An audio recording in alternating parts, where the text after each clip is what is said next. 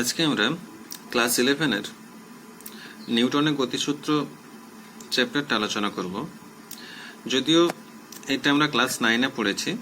নিউটনের গতিসূত্রের 11-এর অধ্যায়ে প্রথম দিকটাই যা যা আছে সমস্তটাই আমরা ক্লাস 9 এবং তার আগেতে আলোচনা করেছি এবং শিখেছি। তাই এই প্রথম পোর্শনগুলো ক্লাস 9-এর স্টুডেন্টদের কাজেও লাগবে। প্রথমে আছে নিউটনের যে গতিসূত্র আমরা তিনটে জানি। তার প্রথম গতিসূত্রটায় আমি একটু বলে নিচ্ছি। তার বিবৃতিতে বলা ছিল যে বাইরে থেকে যদি বল প্রয়োগ না করা হয় তাহলে স্থির বস্তু চিরকাল স্থির থাকে, আর গতিশীল বস্তু সমবেগে সরল রেখায় গতিশীল থাকে। সেটা ছিল প্রথম গতিসূত্রের বিবৃতি। তো সেই সূত্র থেকে আমরা কি কি জানতে পারি না, দুটো বিষয় প্রথমত জানতে পারি। একটা পদার্থের জাড্য, আর দ্বিতীয় বলের সংজ্ঞা। জাড্য অর্থাৎ কি না, জাড্য বলতে বোঝায় যে বস্তু যদি স্থির হয় সেই স্থির বস্তুটা চিরকাল স্থির থাকার একটা প্রবণতা দেখায়, এবং গতিশীল হলে সেই গতিশীল বস্তুটি সমবেগে সরলরেখায় গতিশীল থাকার একটা প্রবণতা দেখায়। তো বস্তুটির এই যে স্থিতি বা গতি বজায় রাখার প্রবণতা, সেটাকে আমরা বলি পদার্থের জাড্য।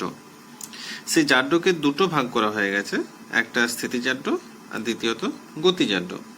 স্থিতিজাড্য কোনটা না, স্থির বস্তুর স্থির থাকার প্রবণতাকে আমরা স্থিতিজাড্য বলছি, আর গতিশীল বস্তুর সমবেগে সরলরেখায় গতিশীল থাকার যে প্রবণতা তাকে আমরা গতিজাড্য বলছি। এই আলোচনাগুলো আমরা যেটা একদম নিচু ক্লাসে শিখেছিলাম, যেমন চলন্ত বাস হঠাৎ যদি থেমে যায়, যাত্রীরা সামনের দিকে ঝুঁকে পড়ে, সেটা কেন না, সেটা গতিজাড্যের জন্য। যেহেতু বাসযুদ্ধ সমস্ত যাত্রী, বাসটা যখন চলছিল সবাই গতিশীল ছিল, বাসটা হঠাৎ থেমে গেলে যাত্রীদের শরীরের নিচের অংশ যেহেতু বাসের সাথে সংস্পর্শে থাকে, তাই বাসের সাথে সাথে যাত্রীদের শরীরের নিচের অংশগুলো থেমে যায়, কিন্তু যাত্রীদের শরীরের উপরের অংশ, মাথা বা অন্যান্য অংশ, তারা কিন্তু আগে থেকে যেহেতু গতিশীল ছিল তখনও গতিশীল থাকার চেষ্টা করে, ফলে সামনের দিকে এগিয়ে যায়, তাই যাত্রীরা সামনের দিকে ঝুঁকে পড়ে। তেমনি স্থির বাস যদি হঠাৎ চলতে শুরু করে, সেক্ষেত্রে দেখেছিলাম যাত্রীরা পিছন দিকে হেলে পড়ে। সেটা কিন্তু স্থিতিজাড্যের একটা উদাহরণ হিসেবে আমরা আলোচনা করেছিলাম। সেরকম একাধিক উদাহরণ স্থিতিজাড্য গতিজাড্যের আমরা কিন্তু আলোচনা করেছি। আরেকটা জিনিস যেটা জানলাম প্রথম গতিসূত্র থেকে, সেটা বলের সংজ্ঞা।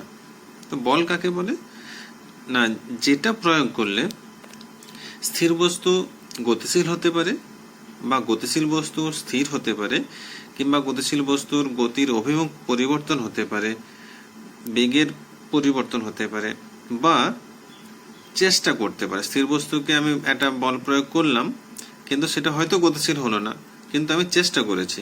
তাই বলের সংজ্ঞাতে পুরোটাকে বলা হয় যে স্থির বস্তু গতিশীল হতে পারে বা গতিশীল করার চেষ্টা হতে পারে, যেটা প্রয়োগের সাহায্যে সেটাই বল। কিংবা গতিশীল বস্তুকে তার অভিমুখ ও বেগের পরিবর্তন করা যায় বা করার চেষ্টা করা হয় যার সাহায্যে, সেটাই বল। তো বলের সংজ্ঞায় পেলাম যে স্থির এবং গতিশীল বস্তুর উভয়েরই অবস্থা যদি পরিবর্তন করি বা করার চেষ্টা করি, যেটা সাহায্য নিয়ে করলাম সেটাকে আমরা বল বলছি। তো এটা হলো প্রথম গতিসূত্রের মোটামুটি সাধারণ বা প্রাথমিক আলোচনাটা। এবার নিউটনের দ্বিতীয় গতিসূত্রে আসা যাক। দ্বিতীয় গতিসূত্রের বিবৃতিতে আমরা কি শিখেছিলাম? সূত্রটা কি ছিল না, সূত্রটা ছিল যে কোনো বস্তুর যদি ভর অপরিবর্তিত থাকে, তাহলে তার উপরে যদি আমি বল প্রয়োগ করি, সেই প্রযুক্ত বলটা বস্তুটির ভরবেগের পরিবর্তনের হারের সাথে সমানুপাতিক, এবং আমি যেই দিক দিয়ে বল প্রয়োগ করব সেই অভিমুখেতেই বস্তুটির ভরবেগের পরিবর্তন ঘটে, বা বস্তুটির ত্বরণ সেই অভিমুখে ঘটে। এইটা ছিল দ্বিতীয় গতিসূত্রের বিবৃতি। এই দ্বিতীয় সূত্র থেকে আমরা কি কি জানতে পারি না, এখান থেকে জানতে পারি প্রথমত বলের পরিমাপ, বলের মানটা। প্রথমটা থেকে পেয়েছিলাম বলের সংজ্ঞা,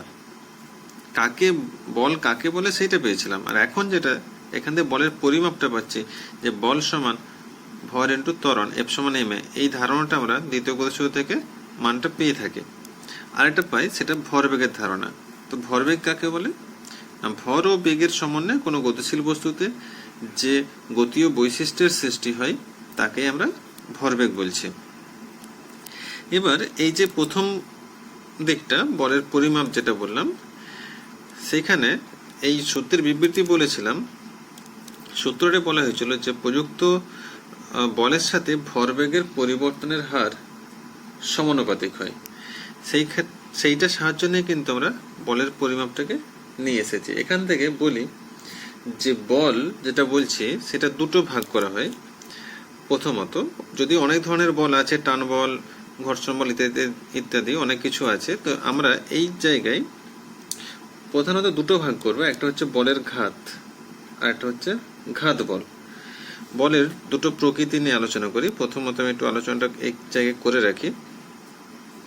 এক নম্বর হচ্ছে বলের ঘাত।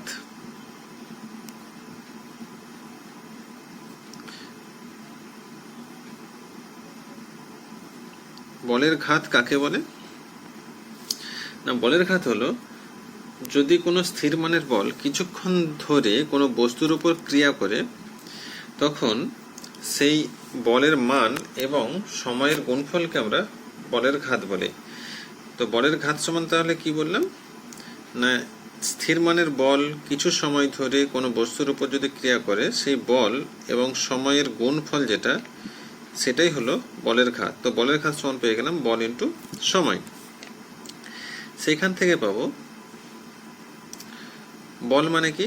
বলকে আমরা এফ চিহ্ন দিয়ে লিখে থাকি, সময়কে আমরা টি চিহ্ন দিয়ে লিখে থাকি, এফ ইন্টু টি সমান, আবার এফ সমান কি জানি? M A.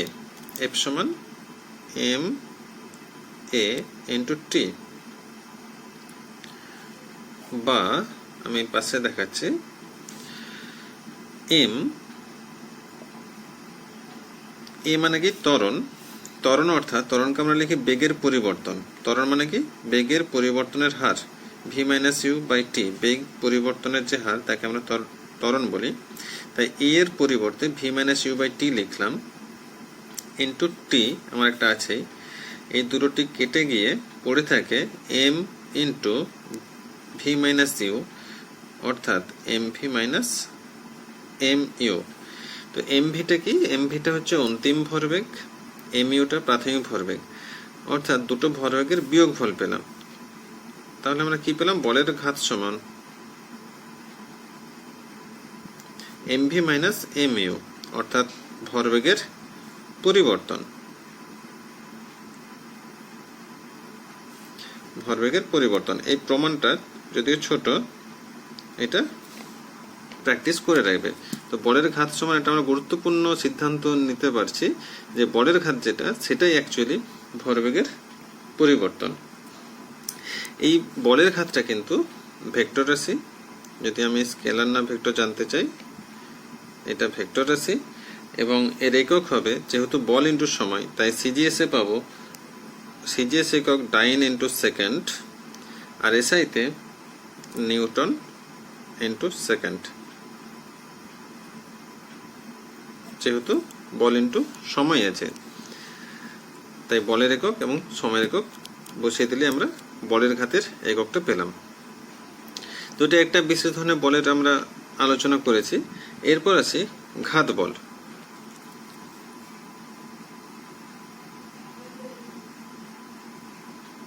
ঘাত বল কাকে বলে? ঘাত বল হচ্ছে যখন একটা বৃহৎ বল অল্প সময়ের জন্য কোনো বস্তুর উপরে ক্রিয়া করবে, তখন আমরা তাকে ঘাত বল বলবো। যেমনটা হলো যে হাতুড়ির সাহায্যে তুমি পেরেকে আঘাত করলে, একটা বড় মাপের বল অল্প সময় প্রয়োগ করা হয়, তখন আমরা তাকে বললাম ঘাত বল।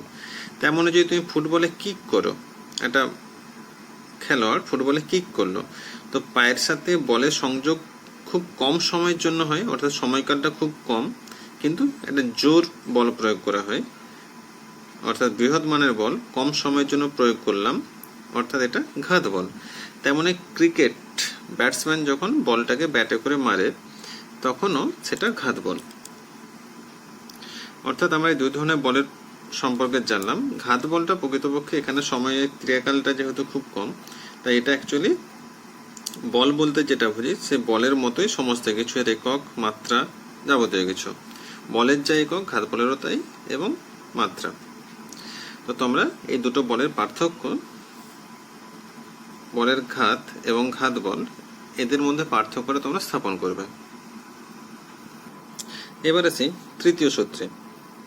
তৃতীয় সূত্র কি বলেছে না, প্রত্যেক ক্রিয়ারই একটি সমান ও বিপরীতমুখী প্রতিক্রিয়া থাকে। প্রত্যেক ক্রিয়ার একটি সমান ও বিপরীত প্রতিক্রিয়া থাকে, অর্থাৎ ক্রিয়া সমান মাইনাস প্রতিক্রিয়া। বিপরীত বলে আমরা মাইনাস চিহ্নটা দিলাম। ক্রিয়া সমান মাইনাস প্রতিক্রিয়া, এটা তৃতীয় গতি সূত্র থেকে আমরা পাচ্ছি। অর্থাৎ এখানে আমরা ক্রিয়া প্রতিক্রিয়া সম্পর্কে একটা ধারণা পেলাম তৃতীয় গতি সূত্র থেকে। যেমন এখানে অনেকগুলো আমরা উদাহরণ নিজ ক্লাসে শিখেছি। যেমন নৌকো থেকে যদি তুমি লাফিয়ে নামো পাড়েতে, দেখা যায় নৌকাটা পিছিয়ে যাচ্ছে। সেই নৌকা পিছিয়ে যাওয়ার কারণ কি, সেটা ক্রিয়া প্রতিক্রিয়া থেকে আমরা ব্যাখ্যা করতে পারি। যেমন নৌকো থেকে যখন লাফিয়ে কোনো যাত্রী নামে, সেই ক্ষেত্রে যেটা হয়, যাত্রী নামার সময় যাত্রীটা নৌকোর উপরে পায়ের সাহায্যে যেটা বল প্রয়োগ করে, সেই বলটাকে আমরা ক্রিয়া বল বলে থাকি। তো যাত্রী নৌকোর উপরে পায়ের সাহায্যে যেটা বল প্রয়োগ করে, সেই বলটা হলো ক্রিয়া বল। তখন দেখা যায় নৌকো ওই যাত্রীর উপরে একটি বিপরীত দিকে বল প্রয়োগ করছে, সমান কিন্তু বিপরীত দিকে, সেই বলটা হলো প্রতিক্রিয়া বল। তো সেই প্রতিক্রিয়া বলের জন্য যাত্রীটা পাড়ে পৌঁছতে পারে, আর যাত্রী প্রথমে যে বলটা নৌকোকে দিয়েছিল ক্রিয়া, তার জন্য নৌকোটা কিছুটা পিছনের দিকে পিছিয়ে যায়। তো নৌকো পিছিয়ে গেল কিন্তু ক্রিয়া বলের জন্য, আর প্রতিক্রিয়া বলের জন্য যাত্রীটা পাড়ে পৌঁছতে পারলো। তেমন একাধিক উদাহরণ আমরা পেয়েছিলাম, পাখির আকাশে ওড়া বা রিক্সাকে টেনে নিয়ে যাওয়া, এই টাইপের অনেক কিছু আমরা পেয়েছি ক্রিয়া প্রতিক্রিয়া। তৃতীয় গতি সূত্রের একাধিক উদাহরণ আছে, সেগুলো ওই এইভাবেই ব্যাখ্যা করা যাবে। এবার নির্দেশতন্ত্র নিয়ে একটু আলোচনা করা যাক। নির্দেশতন্ত্র বলতে কি বুঝি?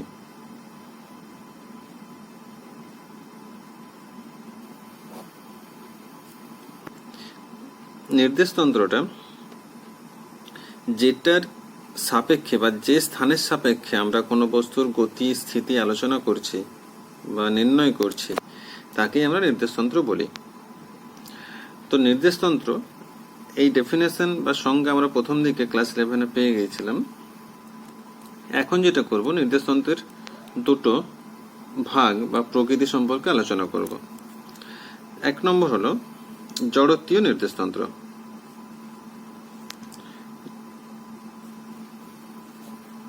জড়ত্বীয় নির্দেশতন্ত্রটা কি না, যখন কোন নির্দেশতন্ত্র স্থির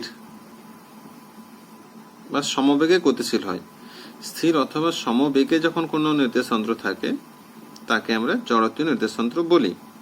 অর্থাৎ এর ক্ষেত্রে ত্বরণ থাকবে না, ত্বরণটা শূন্য। তাই সংজ্ঞাটাকে আরেকভাবে বলতে পারি যে ত্বরণ না থাকলে সেই নির্দেশতন্ত্রকে আমরা জড়ত্বীয় নির্দেশতন্ত্র বলতে পারবো। আর একটা হলো অজড়ত্বীয় নির্দেশতন্ত্র।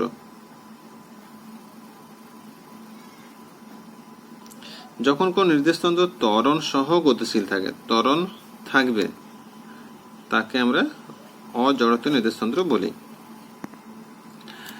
যেমন একটা বাস যখন দাঁড়িয়ে আছে, স্থির আছে, তার মধ্যে বসে থাকা যাত্রী জানালা দিয়ে কোনো একটা অন্য বস্তুর গতি বা স্থিতি নির্ণয় করছে, তখন ওই যাত্রীর বাসে থাকাই যে নির্দেশতন্ত্র পেলাম সেটা কিন্তু জড়ত্বীয়।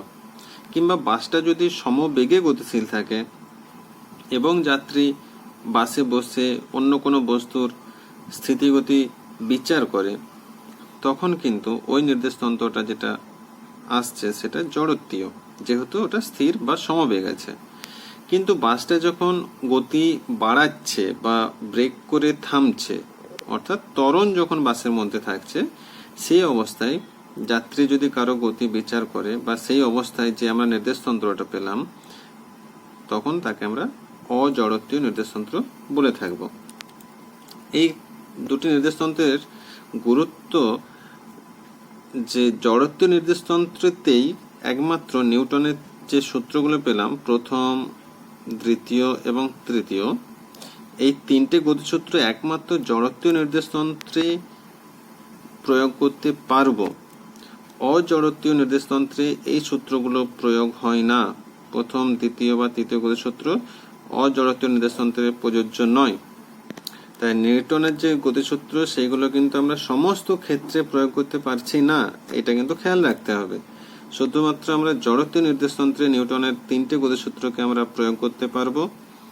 অজড়ত্বীয় নির্দেশতন্ত্র অর্থাৎ ত্বরণ থাকা কোনো নির্দেশতন্ত্রে আমরা নিউটনের গতিসূত্রগুলোকে প্রয়োগ করতে পারবো না।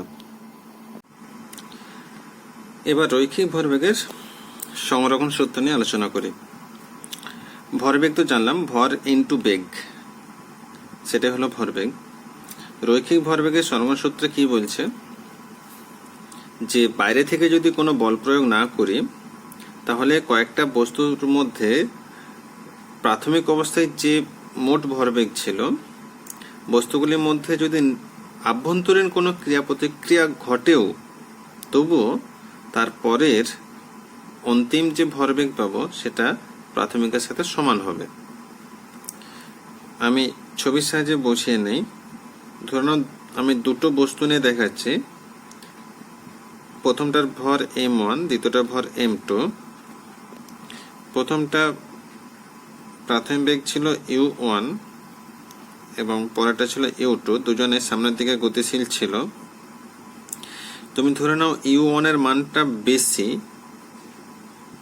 অর্থাৎ পিছনে বস্তুটা বেশি গতিতে যাচ্ছে, ফলে ওইটা যেতে যেতে প্রথম বস্তুকে একটা সময় ধাক্কা মারবে।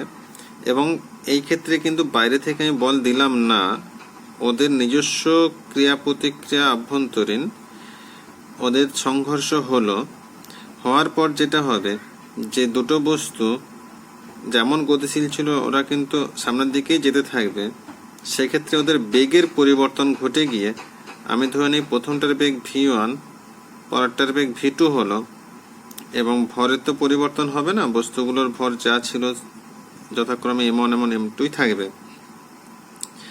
তো প্রথমে বস্তু দুটোর মোট ভরবেগ কি ছিল না, m1 u1 ছিল, আর পরেরটা ছিল m2 u2। তো মোট ভরবেগ পেলাম প্রাথমিক অবস্থায় m1 u1 plus m2 u2। ওদের মধ্যে একটা ক্রিয়া প্রতিক্রিয়া হয়েছে, হওয়ার পরে যে ভরবেগটা পাবো সেটা m1 v1 plus m2 v2। তো ভরবেগের সংরক্ষণ সূত্র বলছে প্রাথমিক যে মোট ভরবেগ আর অন্তিম যে মোট ভরবেগ তারা সমান হবে যদি বাইরে থেকে আমরা বল না দিয়ে থাকি। এটাই রৈখিক ভরবেগের সংরক্ষণ সূত্র। তো আমি বিবৃতিটা আরেকবার বলে নেওয়ার চেষ্টা করি, যে বাইরে থেকে বল প্রয়োগ না করলে কয়েকটা বস্তু সমষ্টির প্রাথমিক মোট ভরবেগ ওদের আভ্যন্তরীণ ক্রিয়া প্রতিক্রিয়া হলেও অন্তিম মোট ভরবেগের সাথে সমান হবে। এটাই রৈখিক ভরবেগের সংরক্ষণ সূত্র। এবার নিউটনের তৃতীয় গতিসূত্র থেকে ভরবেগের সংরক্ষণ সূত্রের প্রমাণ করব। তৃতীয় গতিসূত্রে আমরা কি পেয়েছিলাম, যে ক্রিয়া সমান মাইনাস প্রতিক্রিয়া, ক্রিয়া সমান মাইনাস প্রতিক্রিয়া, এইটা আমরা তৃতীয় গতিসূত্রে পেয়েছি। তার থেকে যেটা প্রমাণ করব সেটা ভরবেগের সংরক্ষণ সূত্র। সংরক্ষণ সূত্রটা কি ছিল, সংরক্ষণ সূত্রে পেয়েছিলাম m1 u1 plus m2 u2 সমান m1 v1 plus m2 v2। ধরেছিলাম যে দুটো বস্তু m1 এবং m2, তাদের বেগ ছিল যথাক্রমে u1 এবং u2। ওরা যখন সংঘর্ষ করলো, আমি ধরে নিচ্ছি সেই সংঘর্ষের সময়টা t সময় ধরে ওদের মধ্যে সংঘর্ষ হয়েছে। তারপর তারা v1 এবং v2 বেগ নিয়ে আবার চলতে শুরু করেছে। তো এখানে বলে রাখি যে প্রথম বস্তুটার বেগ বেশি ছিল, তাই ওটা গিয়ে দ্বিতীয় বস্তুকে ধাক্কা দিয়েছে। এই ক্ষেত্রে কিন্তু বাইরে থেকে কোনো বল প্রয়োগ করা হয়নি। তো যখন ওদের মধ্যে সংঘর্ষ হচ্ছে, সংঘর্ষের সময় যেটা হয় যে প্রথম বস্তুটা আগে গিয়ে দ্বিতীয় বস্তুকে ধাক্কা দিচ্ছে, সেই সময় দ্বিতীয় বস্তু প্রথমের উপর একটা বল দেবে ধাক্কা লাগার সময়, সেটাকে আমি F21 বললাম, এবং প্রথম বস্তু দ্বিতীয়ের উপরে একটা বল দেয়, ক্রিয়া এবং প্রতিক্রিয়া বলতে যেটা বুঝি, দুজনেই একে অপরের উপরে বল দেবে, সেই প্রথমটা দ্বিতীয়ের উপরে যে বল দেয় সেটাকে আমি F12 বললাম। আমি ধরে নিচ্ছি যে তৃতীয় গতির সূত্রে কি শিখেছি না, ক্রিয়া সমান মাইনাস প্রতিক্রিয়া, ক্রিয়া সমান মাইনাস প্রতিক্রিয়া। আমি ধরে নিচ্ছি যে F21টা হলো ক্রিয়া, F21টা ক্রিয়া, তাহলে অন্যটা হয়ে যাবে প্রতিক্রিয়া, F12টা প্রতিক্রিয়া। মাইনাসটা আছে যেহেতু বিপরীত মুখে, তাই মাইনাস।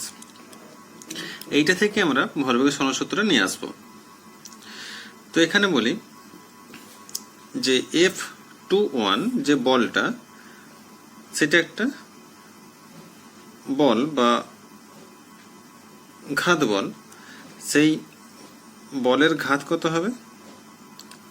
F21 বলের ঘাত সমান কি হবে না, F21টা কি হয়েছে, 1 নম্বরের উপরে যে বল পড়ে, 2 দ্বারা 1-এর উপরে যে বল পড়ে সেইটা F21, অর্থাৎ 1 নম্বরের উপরে যে বল পড়েছে সেই বলের ঘাত কত হবে না, সেই বলের ঘাত হয়ে যাবে যে 1 নম্বর বস্তুর ভরবেগের পরিবর্তনের সাথে সমান, বা প্রথম বস্তুর ভরবেগের পরিবর্তনের সমান।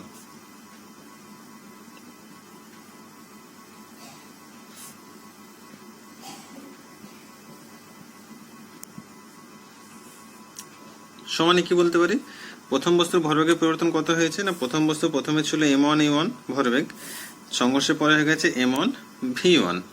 তো আমরা এটা বলতে পারি ভরবেগের পরিবর্তনটা m1v1, এটা অন্তিম পরে হয়েছে, আর প্রথমে ছিল m1e1।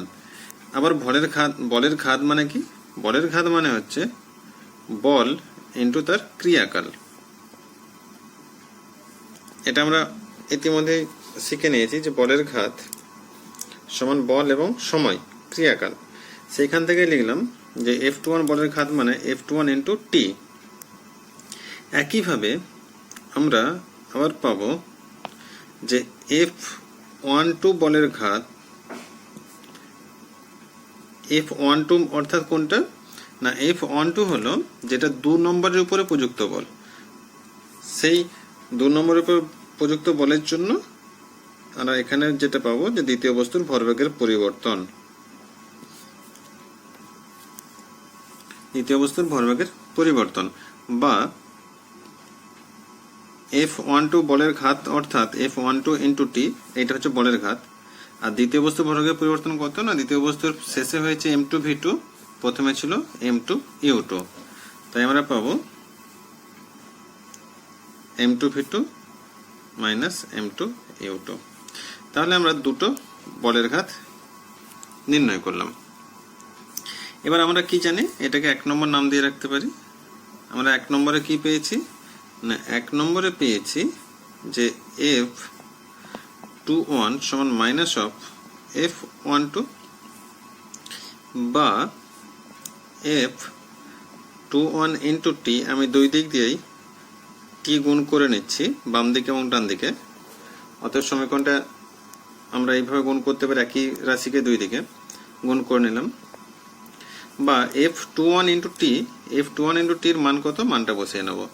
মানটা পেয়েছি m1v1 মাইনাস m1e1 সমান মাইনাস অফ, মাইনাস চিহ্ন যেটা ছিল সেটা রাখলাম, F12 into T, F12 into T মানে তৃতীয় বস্তুর ভরবেগের পরিবর্তন, m2v2 মাইনাস m2u2, এটা পেলাম। এবার যেটা করব যে ইউ গুলোকে বাম দিকে আর ভি গুলোকে ডান দিকে নিয়ে যাই, নিয়ে আমি সাজিয়ে যদি নিই তাহলে এসে আছে এইভাবে m1e1 প্লাস m2u2 সমান m1v1 প্লাস m2v2। অর্থাৎ কি পেলাম, প্রাথমিক মোট ভরবেগ সমান অন্তিম মোট ভরবেগ, দ্যাট ইজ এটাই রৈখিক ভরবেগের সংরক্ষণ সূত্র, রৈখিক ভরবেগের সংরক্ষণ সূত্র আমাদের প্রমাণ হয়ে গেল। আমি আরেকবার পুরোটা দেখিয়ে নিই। আমার তৃতীয় সূত্র থেকে রৈখিক ভরবেগ সরণসূত্র প্রমাণ করার বিষয় ছিল। তৃতীয় সূত্র হচ্ছিল ক্রিয়া সমান মাইনাস প্রতিক্রিয়া। বস্তুটা সংঘর্ষ হওয়ার সময় একজন অপরের উপরে বল দেয়। আমি দ্বিতীয় বস্তু প্রথমের উপরে যে বল দিয়ে সেটাকে ক্রিয়া ধরেছি, তাহলে প্রথম দ্বিতীয়ের উপরে যে বল দেবে সেটাকে প্রতিক্রিয়া ধরে নেব। আমি উল্টোটাও করতে পারতাম, যাকে যে কোনো একটাকে ক্রিয়া, যে কোনো একটাকে প্রতিক্রিয়া ধরে নেওয়া যায়। তো আমি ক্রিয়ার জায়গায় লিখেছি F21, অর্থাৎ 2 নম্বর 1-এর উপরে যে বল দিয়েছিল, আর এটা প্রতিক্রিয়া 2-এর উপরে যে বল দিয়েছিল। এবার সেই বলগুলোর সাথে সাহায্য নিয়ে আমি বলের ঘাত নির্ণয় করেছি। বল ইনটু সময় করে দিলে সেটা বলের ঘাত হয়ে যায়, টি গুণ করে নিলে বলের ঘাত। সে বলের ঘাত সমান আমরা প্রমাণ করে নিয়েছি অনেক আগেই যে সেটা হয় ভরবেগের পরিবর্তন। তো বলের ঘাত সমান m1, এটা প্রথম বস্তুর ভরবেগের পরিবর্তন পেয়েছি।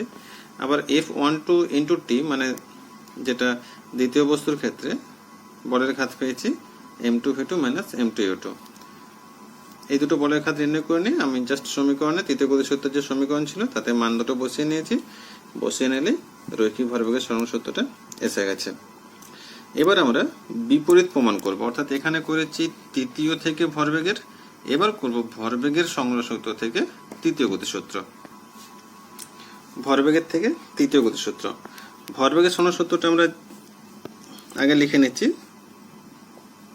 m1u1 প্লাস m2u2 সমান m1v1 প্লাস m2v2। এইটা থেকে ক্রিয়া সমান মাইনাস প্রতিক্রিয়া দেখাতে হবে। আমি m1 গুলোকে একদিকে করে নিই। m1 গুলো একদিকে করে নিলে আমার পাবো m1v1, ভিটা আগে রাখছি, মাইনাস m1u1 সমান এইদিকে পেয়ে যাচ্ছি m2v2 minus of plus m2u2। ভিগুলো আগে রেখে সাজালাম, 1 গুলো প্রথমে, 2 গুলো পরে, জাস্ট বাম দিক ডান দিক করে সাজিয়ে নিয়েছি। এবার মাইনাস কমন নিয়ে নিই, এর থেকে মাইনাস কমন নিলে পাবো m2v2 মাইনাস m2u2। এটা এলো সংঘর্ষের সময়কালটা আমি টি ধরেছি। আমি বাম দিক এবং ডান দিক দুটোকেই টি দিয়ে ভাগ করব। সরি, এটা 1 ছিল, টি দিয়ে ভাগ করে নেব।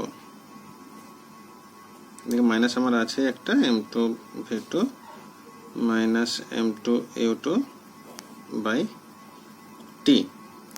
এই যে ভাগ করে নিলাম, ভাগ করার পর এটাকে আমি কি পেয়েছি দেখো, এটা পেয়েছি প্রথম বস্তুর ভরবেগের পরিবর্তন বাই সময়, অর্থাৎ প্রথম বস্তুর ভরবেগের পরিবর্তনের হার পেয়েছে। প্রথম বস্তুর ভরবেগের পরিবর্তনের হার,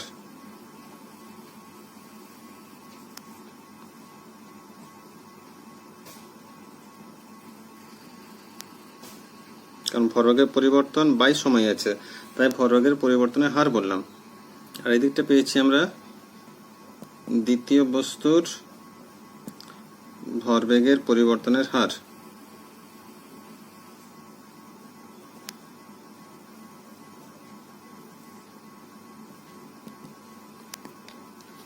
এই যে ভরবেগের পরিবর্তনের হার,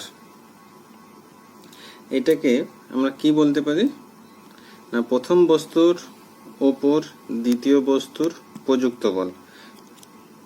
কিভাবে বললাম না, সেইটা আমরা যখন বলের ঘাত আলোচনা করেছি সেইখান থেকেই পাবো। না, বলের ঘাতে পেয়েছি বলের ঘাত সমান ভরবেগের পরিবর্তন। আবার বলের ঘাত মানে কি, বলের ঘাত মানে হচ্ছে বল ইন্টু সময়, অর্থাৎ বল ইন্টু সময় সমান, যেটা আমি অলরেডি তৃতীয় থেকে সমগ্র সূত্র যখন নিয়ে এসেছিলাম সেখানে করেছিলাম, বল ইন্টু সময় সমান ভরবেগের পরিবর্তন। সেখান থেকে বল সমান পেয়ে যাব ভরবেগের পরিবর্তন বাই সময়। তার ভরবেগের পরিবর্তন বাই সময় মানেই হচ্ছে বল। আসলে বুঝতে পারা গেল, এখান থেকে টিটাকে যদি ডান দিকে নিয়ে যায় বাই হয়ে যায়, তাহলে ভরবেগের পরিবর্তন বাই টি সমানই হয়ে গেল বল। এটা অ্যাকচুয়ালি বল।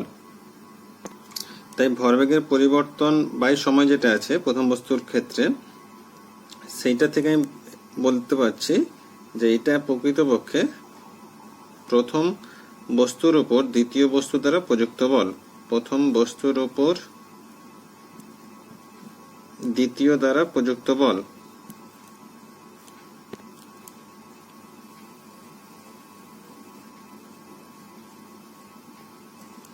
সমান পেয়েছি মাইনাস অফ দ্বিতীয় বস্তুর উপর প্রথম দ্বারা প্রযুক্ত বল। এই দুটো আমরা পেলাম। এবার প্রথম বস্তুর উপর 2 নম্বর যে বল দেয় সেটাকে আমরা কি দিয়ে লিখছিলাম না F21 দিয়ে লিখছিলাম। প্রথম বস্তুর উপরে 2 নম্বর দ্বারা প্রযুক্ত বল সমান পেয়েছি মাইনাস এই দিকটায় F12। এবার বোঝা যাচ্ছে যে ক্রিয়া সমান প্রতিক্রিয়া এসে গেছে।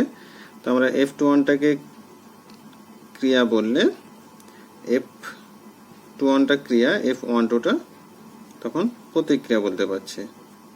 অর্থাৎ আমরা পেয়ে গেলাম বাম দিকটায় ক্রিয়া সমান মাইনাস অফ প্রতিক্রিয়া। এটাই আমাদের তৃতীয় গতিসূত্র প্রমাণিত হলো। তাহলে আমি কি করেছিলাম, রৈখিক ভরবেগ সরণসূত্র নিয়ে শুরু করেছিলাম। সেখানে 1 গুলোকে বাম দিকে, 2 গুলোকে ডান দিকে নিয়ে গেছি, সমস্ত 2কে। তারপরে যেটা ভরবেগের পরিবর্তন পেয়েছি তাকে টি দিয়ে ভাগ করে পরিবর্তনের হারে নিয়ে গেছি, পরিবর্তনের হার করেছি। আর ভরবেগের পরিবর্তনের হার মানেই সেটা হয়ে যায় বল। ভরবেগের পরিবর্তনের হার সমান বল, এটা মনে থাকে যেন। তাহলে প্রথম বস্তুর ভরবেগের পরিবর্তনের হার মানে প্রথম বস্তুর উপরে প্রযুক্ত বল, আর ডান দিকটা পেয়েছি দ্বিতীয় বস্তুর উপরে প্রযুক্ত বল। প্রথম বস্তুর উপর প্রযুক্ত বলকে আমরা বলেছিলাম F21 আর এটাকে বলেছিলাম F12। অর্থাৎ বাম দিকটা যদি ক্রিয়া বলে থাকি, ডান দিকটা প্রতিক্রিয়া। তাই এটাই আমরা তৃতীয় গতিসূত্র পেয়ে গেলাম। এর পরের ভিডিওতে কিছু থিওরিটিক্যাল প্রবলেম আছে, এগুলো আমরা সূত্রের প্রমাণগুলো করলাম। কিছু থিওরিটিক্যাল প্রবলেম আছে, সেই প্রবলেমগুলো নিয়ে আলোচনা করব এবং লিফট সংক্রান্ত কয়েকটা সমস্যা আছে, সেই সমস্যাগুলো নিয়ে আলোচনা করব।